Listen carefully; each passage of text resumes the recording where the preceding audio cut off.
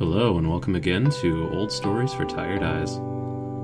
This time we will be reading three stories by Lord Dunsany, and I have to be honest with you, they are all pretty devastating.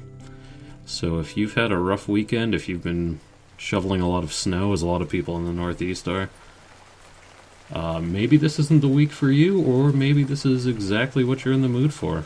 Let's find out. The Raft Builders.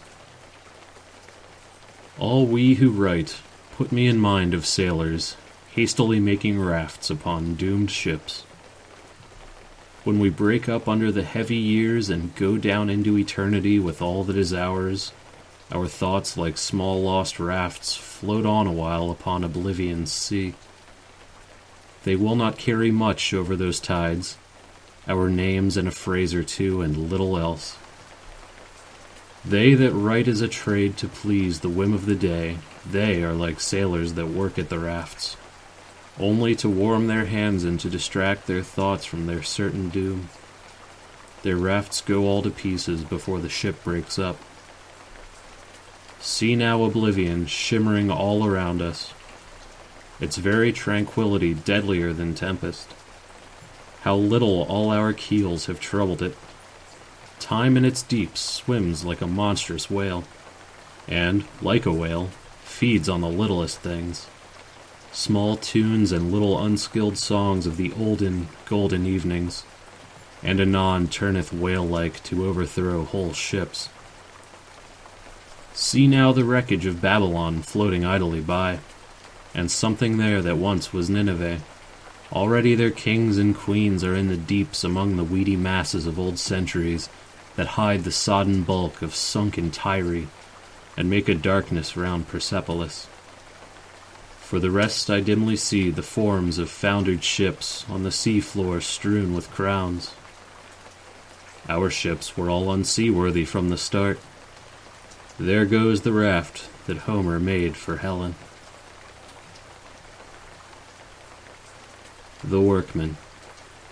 I saw a workman fall, with his scaffolding, right from the summit of some vast hotel. And as he came down, I saw him holding a knife and trying to cut his name on the scaffolding. He had time to try and do this, for he must have had nearly 300 feet to fall.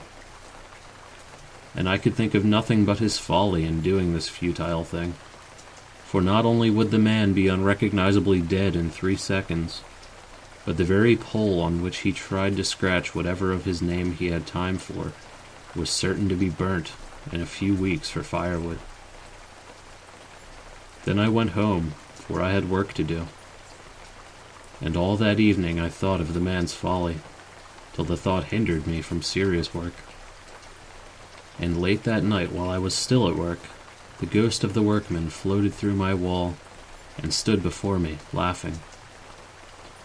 I heard no sound until after I spoke to it, but I could see the gray diaphanous form standing before me, shuddering with laughter. I spoke at last, and asked what he was laughing at, and then the ghost spoke. It said, "I'm a-laughing at you, sittin' and workin' there." "And why," I asked, "do you laugh at serious work?" "Why, your bloomin' life'll go on like a wind," he said, "and your old silly civilization will be tidied up in a few centuries." Then he fell to laughing, and this time audibly, and, laughing still, faded back through the wall again, and into the eternity from which he had come.